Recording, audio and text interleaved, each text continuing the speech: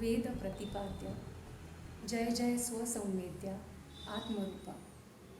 Gyaneshwar describes Lord Ganesh in his beautiful words.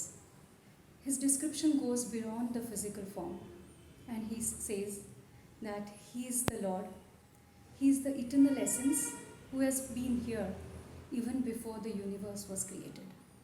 He is the highest consciousness, he is the highest self, he is the one known by the Vedas.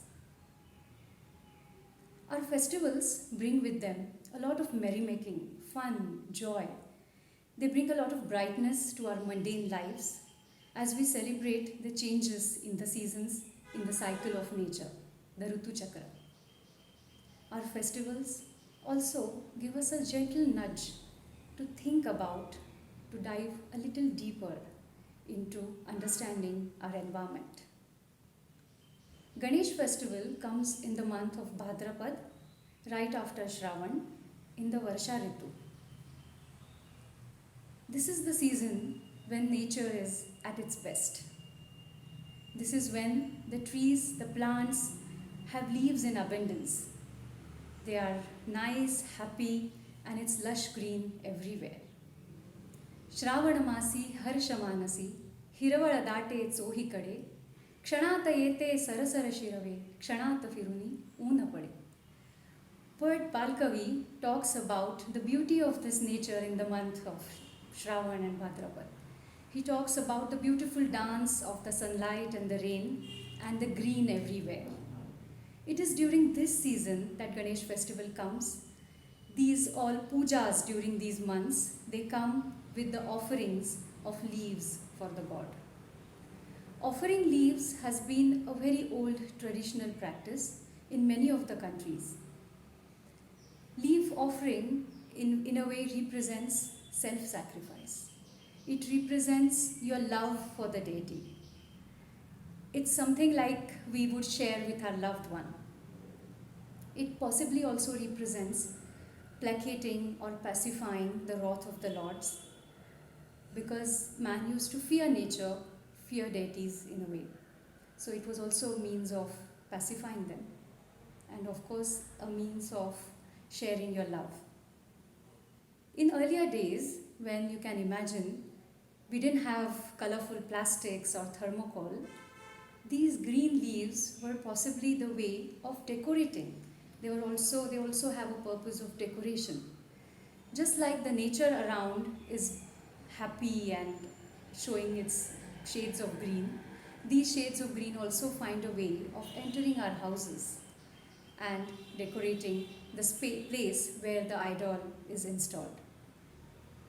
So the leaf offering could possibly serve a number of purposes, and there's more to it.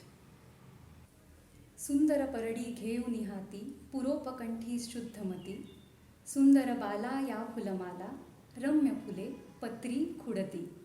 Palkavi goes on to talk about the beautiful scenes around and the way the young girls are moving around plucking leaves and flowers in this season.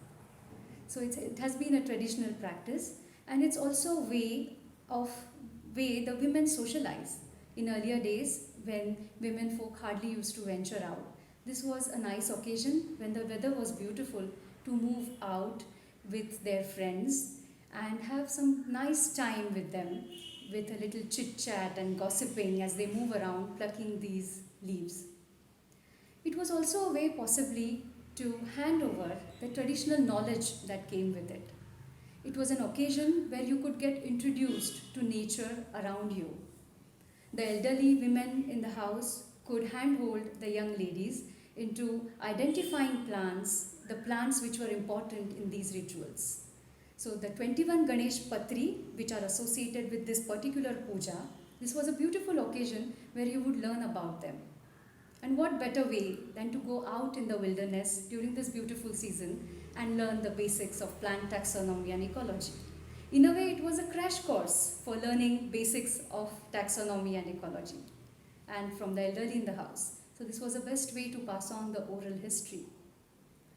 These plants also feature abundantly in our Ayurvedic scriptures. Many of them have medicinal uses. Many of them have been used to treat ailments which occur in our day-to-day lives. So this becomes an important point of handing over that knowledge as well. So these plants which could be seen around the house, which could be seen sometimes when you walk only in the forests, or which could be sometimes really rare. So it was a way to get introduced to nature and wilderness around ourselves. In today's times, when rituals like these are conducted, we tend to forget the context behind it. So when it used to be, the original ritual was to actually go out in the nature, enjoy that company, a little meditative experience, and get introduced to the green around us. But now we would go in the market, local market, and buy the ready-made bunch of green leaves as offerings to our deity. So if we take it out of the context, it sometimes loses its meaning. And then we begin to think, does it really have any meaning at all? So if we delve a little into the history of it, it could give a perspective and an understanding of how it must have played an important role in handing over the traditional knowledge and an understanding of environment around us. It was possibly a way of resource management and understanding of natural resource utilization as well. When you move around in nature, there are certain indicators if we are sensitive enough to understand the changes that have occurred, any new species that have been introduced. A species, if it is dominant, aggressive, can create havoc in the original native species. So all of this understanding comes from actually going out and trying to understand what species we have around. It is interesting to see the interesting offerings of lessons and understanding these rituals have. If we look at the 21 patris, we see an amazing diversity of habit. We have a lot of range of right from grasses to climbers, shrubs, herbs and trees. It also has an amazing range of different habitats. So there would be some which will be available very close to your house, some even which are planted, and there could be some which can be seen only when you enter wilderness areas or forested areas nearby. So all of this range also brings in that awareness of ecology and the various habitats you would have around where you live. So this was also a way of understanding the ecological setting of your place. As we come close to nature, we learn to observe.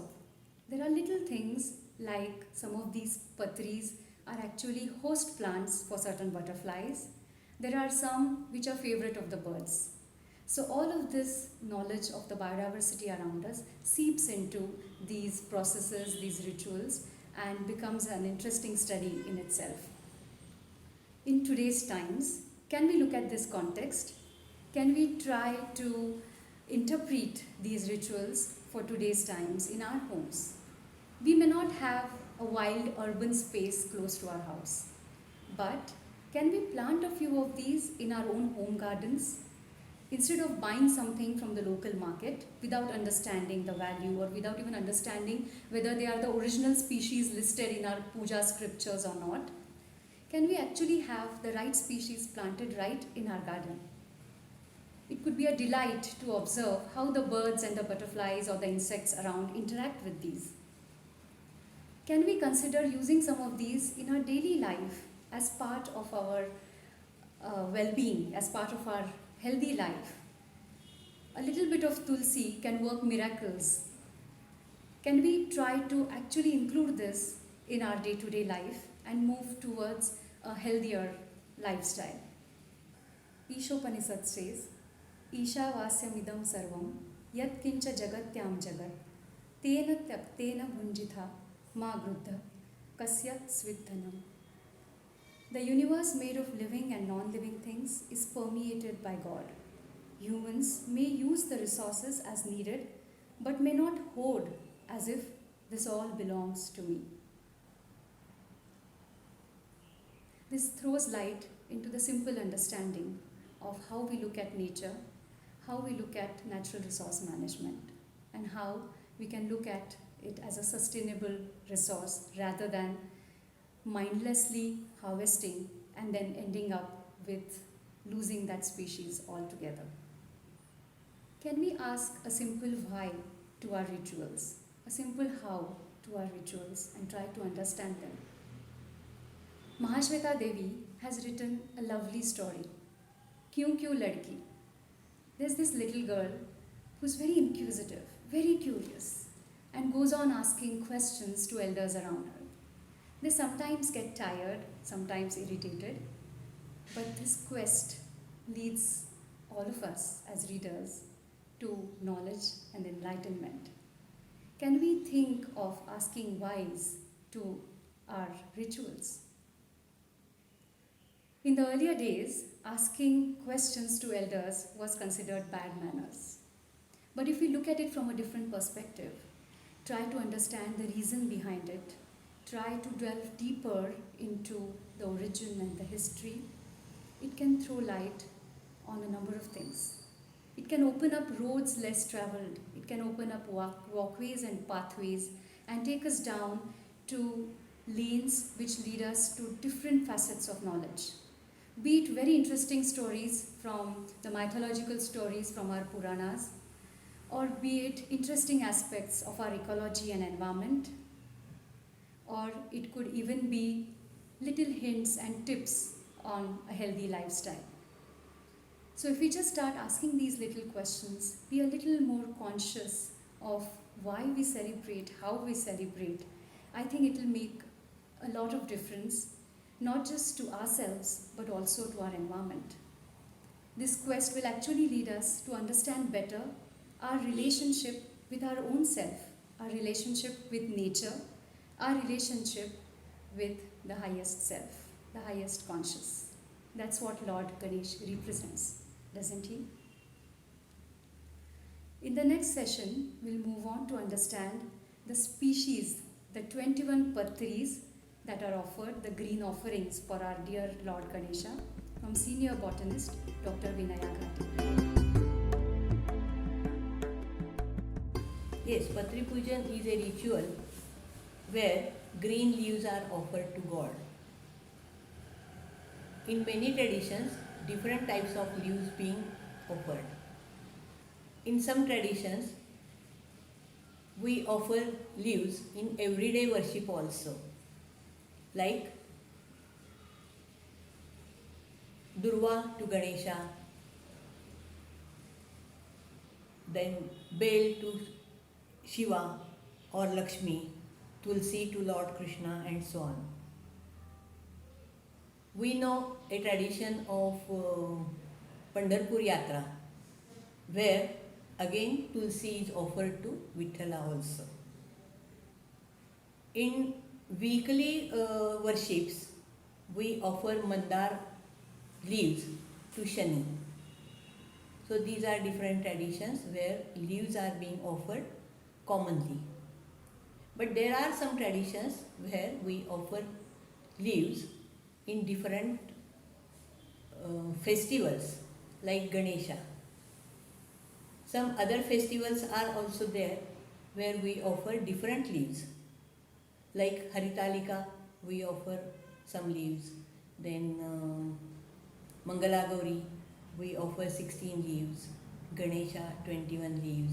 Ananta Puja, 14 leaves, and all that. So these are different traditions, different pujas which come in months of Shravan and Bhadrapad of Marathi almanac. This is a season where we get number of leaves from green nature, and that's why these have been offered to different gods in different puja ceremonies. Ganesha Puja, we offer 21 leaves. Diversity is there in habits, like there are trees, there are shrubs, there are climbers, and there are herbs also. Maximum number are in herbs and limited numbers are in climbers. Only 2 climber leaves are used, and 8 leaves of 8 trees are being used in Patri.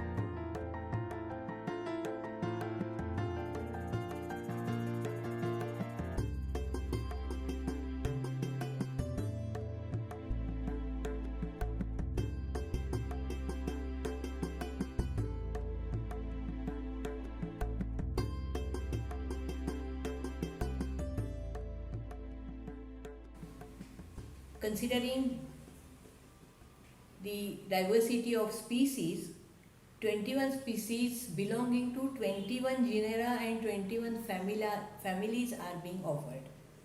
So this is the diversity offered in Ganesha Patri.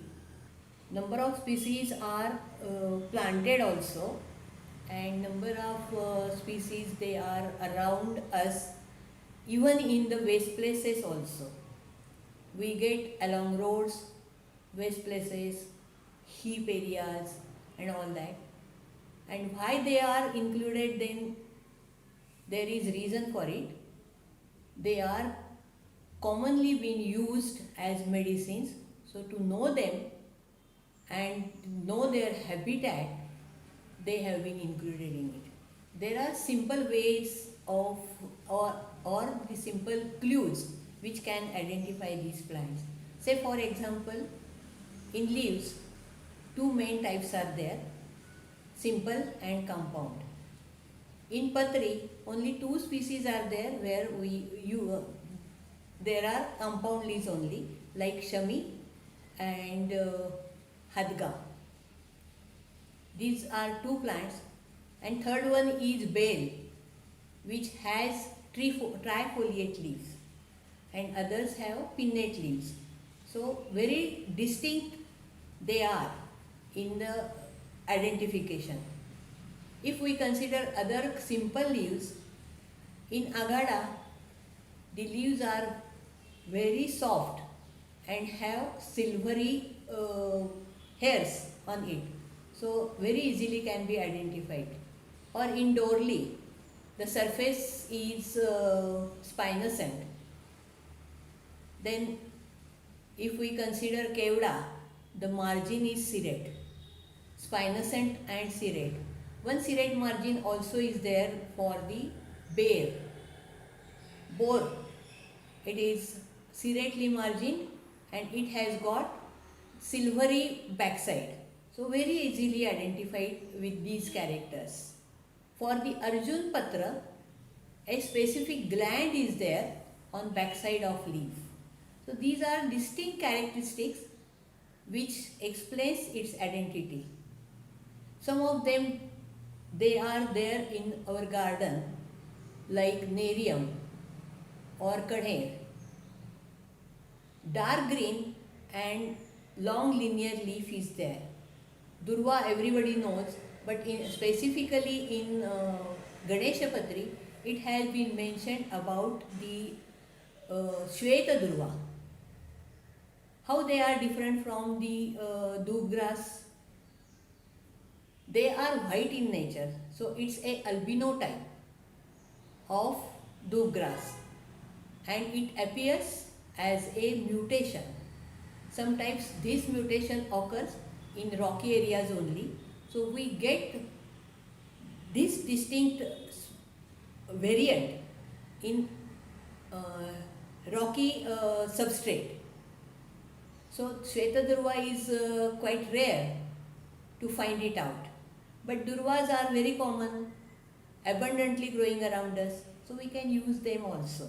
For Tulsi, distinct smell is there, so that is one more character to identify the plant. So these different, even in the leaf stage, vegetative stage, we can identify all these 21 plants, taking into consideration habit and then different morpho characters. Actually, it comes from Puranas only, and in one Ganesha Purana, it is said that only 4 are there, but in subsequent pothis then we get 21 number. How they appeared, it's very difficult to say how they appear, but they are there and they are easily available around us, except for Himalayan species, that is Devdaru. It is not available. I also wonder how that is included in this puja, because it's a very distinct puja in Maharashtra only. And how then Devdaru come in that puja, I don't know. Yes, there are distinct stories with respect to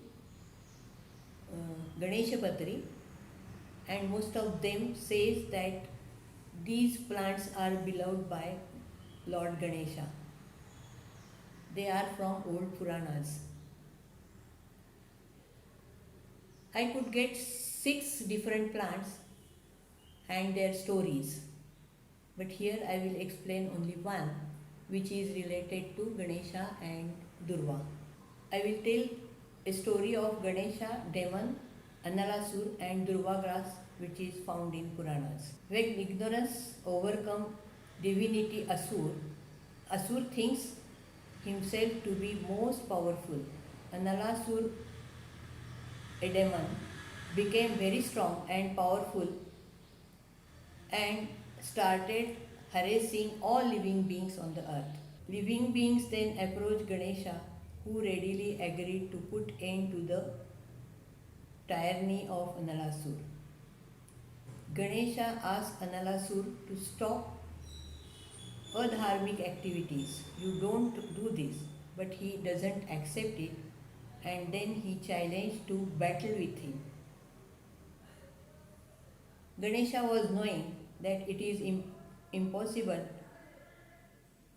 to defeat Analasur using weapons. Ganesha then thought the idea of challenging Analasur for fist fight. While wrestling was underway, Ganesha opened his big mouth and swallowed Analasur. Agni in stomach of Ganesha killed Analasur. All living beings were happy, but Ganesha showed sign of uneasiness to indigestion. Kashyapa Rishi then offered 21 Durva grass to Ganesha, and Ganesha was relieved from the burning sensation in the stomach. What is the moral of this story? It states that Durva grass is very useful and it is used in medicine even today. All the species, whatever have been mentioned in Patri, 21 Patris, all of them they are having Ayurvedic use, and most of them are being used even today in different preparations. Can we talk a little about the medicinal properties of some of these plants in Ayurveda? Bhringarajapatra, say for example, has hair improvement properties. So the taila is prepared from Bhringaraj, and it is quite commonly available in the market in taila form. Bilvapatra. All parts of Bilvapatra are used. Bilvapatra is also used, but all parts of tree are also used, right from root to fruit. Fruit is quite cool in nature. So cooling effect of it is used making sharbat in hot season, and that sharbat is available. Again it is used for, its jam is used for diarrhea. Then roots are important ingredient of Dashamula, and Dashamul is used for many ailments. They are not only Dashamala Arushta, but in different preparations of different medicines also, Dashamula is the basic requirement, and Bel is one of them. Durva, as I said in the story, they are useful again to form a cooling effect in the stomach. A well-known example of cooling effect or to bring out the unwanted thing from stomach, vomiting action, Durva is used. Durvas are also used for lowering the body heat. It is commonly used in Nagin. Tulsi Patra, nowadays in treating viruses also, corona also, Tulsi Patra has been said. Prepare kadha of Tulsi and drink it, it will suffice the requirement of immunity. So likewise, number of plants are being used. Each and every plant from this set of 21 is medicinally important and commonly being used in industries also. All 21 can be raised, and there is one fellow who has already planted 21 in his garden, and they are surviving well. Some of them are commonly used in house treatments, household treatments we can say, and some of them they are, if not used commonly in the garden, they are ornamental and they can be used as ornamental plant or offering some flowers for our daily puja, like nerium. Nerium is one, or marwa, that also can be offered to God in daily puja. So likewise, all of them, except for few like bruhati, which is available in forest, it is very difficult because it has got spines. So whether to plant, but one or two shrubs we can put, and actually the fruits of that bruhati, they are being consumed by localites, surrounding village localites, for reducing pitta. So it is useful. Even they prepare vegetable out of it to reduce pitta. So all of them can be used, but if they are not, some ornamentals which are already prescribed, say for example zai, they can be used as a garden plant. There are some confusing species also. Say for example Malati Patra. Malati Patra or Madhavi Lata. Malati is said to Madhavi Lata also, and Malati is said to Mogara also. Madhavi Lata is a liana which is difficult to grow in galleries or home gardens, but at the same time Mogara, that is Jasminum, we can use, and we have actually in our garden. Likewise Jati Patra also. Jati is Jai and Jati is nutmeg also. So whatever is easy we can use. So there are some confusions in use of species. We can resolve according to availability of plants, because both are under the common name Jati or Malati. We can use whatever is easier to grow and easier to use. Likewise, some confusing species are there. Even Madhumalati, actually Madhumalati is said to Rangoon creeper also. But actually Malati is Mogara and Malati is Madhavilata. So we can contribute for their identity and utility also, whichever is easier, which can be used as patri. Actually availability is a key component. Whatever is available, not all 21, but at least 5, 11, 15, 21, whatever is available. Earlier I was to collect all 21 around us, but nowadays many of the habitats are being lost. It is difficult even to search for aghada. Earlier it was quite common along roads.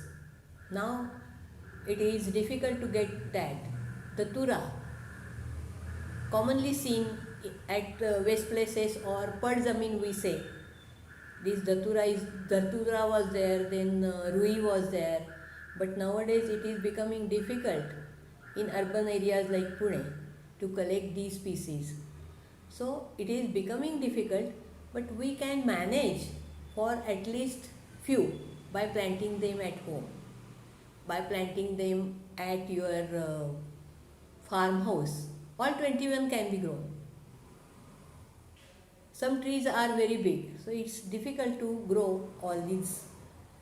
Bear for example, or shami for example, these are difficult to grow in the farmhouse, but they are available.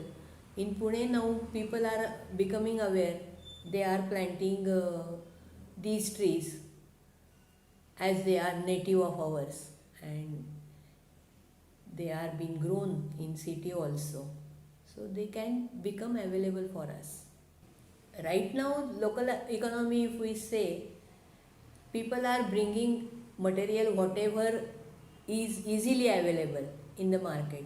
So if we think of market patri and analyze them, more than 23-24 species are available, but out of which, except for durva and bale, all others are not at all mentioned in the prescribed patri. Considering the economy part of it, they are being brought and they get money, and people are using because neither they know nor people know about the real patri, they are getting money. But if we teach them to bring these plants only and teach them how to plant them in their areas, people can get better patri in the market, and they will get better charges also for the patri. Actually, in this season, some of the species are abundantly available around us, so no problem of plugging, particularly like durva. Lot many plots are full of durvas, and the plots need the harvesting also, so it is easier to collect durvas. But the species like Vishnukranta or Arjun, Vishnukranta, as I know, it was quite commonly available along our hills in Pune and surroundings, but now it is not very easily available around hills. And as I know, it is very sensitive to even walks of people. Pyro, we said it as, with the pyro of people, it goes off. So very sensitive species. So it is a bit becoming too rare around us. If we can grow it, right now no agro practices are available for that species, but we can develop them. Now we have initiated that task also, how to develop it. As it is seasonal, and if we plug and put in the garden, it doesn't fruit many times. So we have to take care for that also, but it can be grown in the garden. In garden, another evolvulus is available, which remain throughout the species, throughout the year. It remains throughout the year, so we can use that species or develop this species and to make it more hardy, like that. So plugging of material, yes, we have to teach people also, which is rare. Say for example, right now, Gauri se Hath, they are coming in the, no puja has been described, this Gauri se Hath for offering, but they are coming, and before forming the fruits they are coming, so it's a dangerous thing. We will lose that species in future, so we have to take care. We have to teach people not to bring these, and grow some specific plants and bring, so they can get better money for that. At the end, I would like to suggest that please do not buy patris blindly. Just make it point to collect them, have them in your orchard and use them properly. If not all, some you can collect and plant into your garden, and teach also the sellers to bring proper patri. So we can get proper and they can get better money.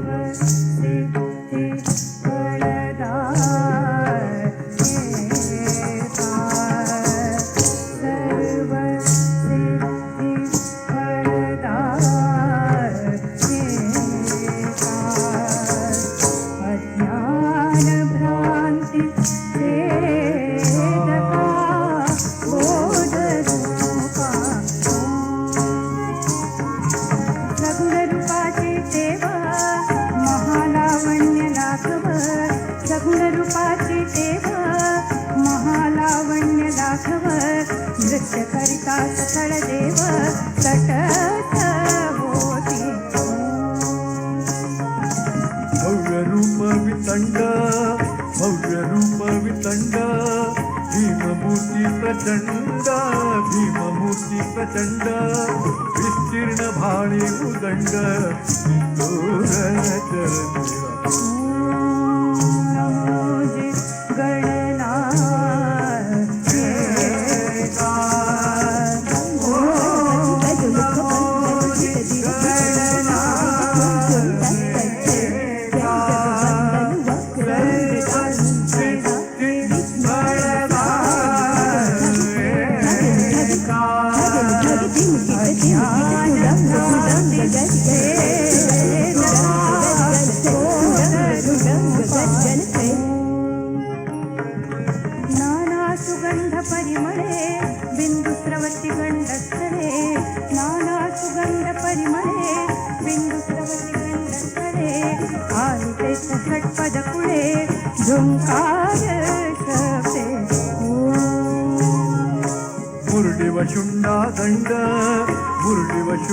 दंड वेष्टित नागबंध शुक्र घंटिका बंद चमत्कार करीते